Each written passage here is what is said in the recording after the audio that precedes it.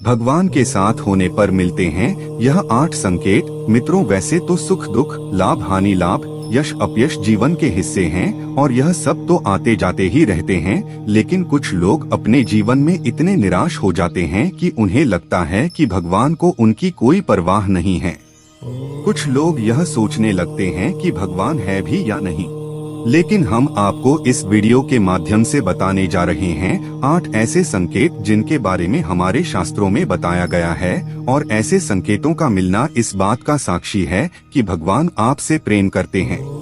दरअसल भगवान अपना प्रेम सभी को अलग अलग रूपों में दिखाते हैं। भागवत में वर्णन आता है कि पांडवों की माता कुंती भगवान से विपत्ति मांगती हैं।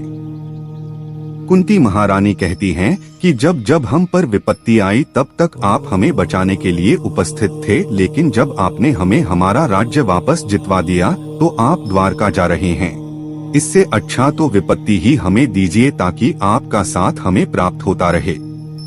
इसी तरह जब पांडव भीष्म पितामह के पास जाते हैं तो भीष्म पितामह उनसे कहते हैं कि तुम पांचों बहुत ही शक्तिशाली हो और द्रौपदी तो यज्ञ से उत्पन्न हुई कन्या है, जिसको यह वरदान है कि वह जिस घर में भी रहेगी वहाँ कभी भी भोजन की कमी नहीं रहेगी।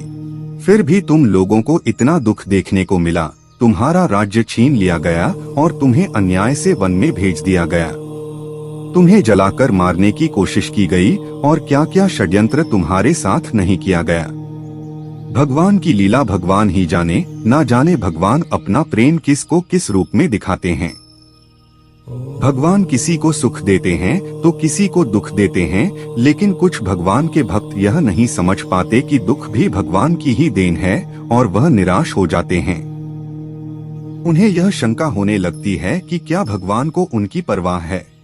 इस दुविधा को दूर करने के लिए हम शास्त्रों में वर्णित 8 ऐसे संकेतों के बारे में बताने जा रहे हैं जो यह बतलाते हैं कि भगवान आपसे प्रेम करते हैं। पहला संकेत है कि अगर ईश्वर आपसे प्रेम करते हैं तो आप जो कुछ भी करेंगे उसमें विफलता मिलेगी। जी हाँ, आपको यह सुनकर अजीब जरूर लगेगा, लेकिन भगवान का साथ जिनको मिलता है उन्हें विफलता जरूर मिलती है। आप बहुत मेहनत करेंगे, आप अच्छाई की राह पर चलेंगे, फिर भी आपको विफलता ही मिलेगी, और यह संकेत है कि भगवान आपसे प्रेम करते हैं। आपको विफलता तब तक देखने को मिलेगी जब तक आप जीवन के सही उद्देश्य को समझ नहीं जाते। दूसरा संकेत है कि जब भगवान की कृपा आप पर होगी तो आपको बिल्कुल अकेला महसूस होगा। आपके सामने ऐसी स्थिति आएगी जहां आपको समझ में नहीं आ रहा होगा कि आगे क्या करना चाहिए। आपको लगेगा कि इस स्थिति में मेरी मदद करने वाला कोई नहीं है। आप अपनी परेशानी किसी से बता नहीं पाओगे, और अगर आप किसी को बताने में सफल हो भी गए तो भी आपकी परेशानी को कोई समझ नहीं पाएगा। वे कहेंगे कि यह परेशानी तो बहुत ही छोटी है, या तो वे इस पर ध्यान नहीं देंगे या वे इसे नजरअंदाज कर देंगे। तीसरा संकेत जो है वह यह है कि भगवान की कृपा होने पर आपको दुख मिलेगा और आपको लगने लगेगा कि अब हमारे जीवन में इससे बुरा क्या हो सकता है। आप दुख की चरम सीमा को महसूस करेंगे। उदाहरण के तौर पर आप देख सकते हैं कि महान संतों के जीवन में क्या क्या घटित हुआ। जब आपके जीवन में बड़े बड़े दुख आने लगेंगे तो आपके मन में वैराग्य उत्पन्न हो जाएगा और आपका मन भौतिक सुखों से आगे बढ़कर भगवान को जानने के प्रयास में लग जाएगा। मनुष्य को इस समय हताश नहीं होना चाहिए, क्योंकि यह दुख ही उनके मन में ईश्वर के प्रति प्रेम विकसित करने में सहायक होगा। यह उन्हें इस बात का एहसास कराएगा कि यह संसार दुखालय है और भगवान को प्राप्त करने में ही सार है। चौथा संकेत है कि भगवान की कृपा होने पर आपकी सारी उम्मीदें टूट जाएंगी, और ऐसा होने पर आपके अंदर एक नई ही खोज शुरू होगी। ऐसी खोज जिसमें आप अपनी कमियों को जानेंगे और अपनी विफलता का कारण ढूंढ लेंगे। आप खुद से सवाल करना शुरू कर देंगे और यही सवाल आपको अपने आप से जुड़ने में मदद करेंगे।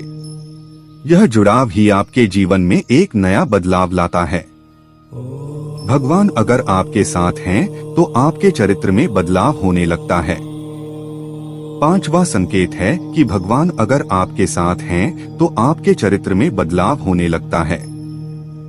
जब आप खुद से जुड़ते हैं और अपनी खामियों को जानते हैं तो आप इनमें सुधार करने का भी प्रयास करते हैं। इससे आप अपने आप को बदलने की प्रक्रिया शुरू कर देते हैं। आप पहले से अधिक शांत और स्थिर हो जाते हैं। जब भी हम भगवान की खोज करना शुरू करते हैं तो इससे हमारे अंदर बदलाव आना शुरू होते हैं और हम इस काबिल बनते हैं कि हम भगवान की ओर आगे बढ़ सकें। छठा संकेत है कि आपका किसी भी चीज में हार और जीत से मन ऊपर उठ जाएगा। यह समय होगा जब आप पूरी तरह बदल चुके होंगे और आपका जीवन को देखने के नजरिए में परिवर्तन आ चुका होगा। आप हार और जीत से ऊपर उठ जाएंगे और किसी भी काम को लाभ और हानि का विचार किए बिना करेंगे। इस तरह की स्थिति होने पर आप बाहर हो रही चीजों से विचलित नहीं होंगे और अपने अंतर्मन में ही स्थिर रहेंगे। आप भगवान में इतने खोए रहेंगे कि आपको बाहर से मिल रहे दुख और सुख दोनों ही विचलित नहीं कर पाएंगे। सातवां संकेत एक परीक्षा के रूप में होता है। जब आप भगवान की भक्ति में संलग्न हो जाते हैं तो आपके जीवन में एक ऐसी स्थिति आती है जिसमें हर चीज आपको सहज ही प्राप्त होने लगती है। सातवें संकेत में आपके पास सारे ऐश्वर्य अपने आप ही आने लगते हैं और आपको उसमें आसक्त होने से बचना होता है। आपको सारी चीजें जो संसार में प्राप्त करना मुश्किल है, जैसे कि धन, ऐश्वर्य, मोक्ष इत्यादि सहज ही प्राप्त होने लगते हैं। ऐसे में आपकी परीक्षा होती है कि आप इन चीजों से आसक्त ना हो और आपका मन भगवान में ही लगा रहे। अगर आप इस परीक्षा को पास कर जाते हैं तो आप आठवें संकेत की ओर बढ़ते हैं। आठवें संकेत में आप भगवान से मिल सकते हैं और उनसे बात कर सकते हैं, जैसे कि आप एक आम आदमी से इस वक्त करते हैं। इस संकेत के मिलने के बाद आपके मन में जरा भी संशय नहीं रह जाएगा कि भगवान आपके साथ हैं या नहीं, क्योंकि आप हर समय भगवान के साथ रहेंगे। दोस्तों, यह थे विभिन्न शास्त्रों में दिए गए कुछ संकेत जिनके मिलने पर आप समझ सकते हैं कि भगवान आपसे प्रेम करते हैं। यह सब सुनने में अजीब जरूर लग रहे होंगे, लेकिन इनका विवरण कुछ इसी प्रकार दिया गया है। भागवत के एक श्लोक में भगवान स्वयं कहते हैं कि मैं जिस पर कृपा करता हूँ उसका धन हर लेता हूँ। धन चले जाने से उसके सगे संबंधी उसे छोड़ देते हैं और वह तरह तरह के दुख पाता है। उम्मीद है आपको वीडियो पसंद आया होगा। अंत तक बने रहने के लिए आपका शुक्रिया। जब आप खुद से जुड़ते हैं और अपनी खामियों को जानते हैं तो आप इनमें सुधार करने का भी प्रयास करते हैं।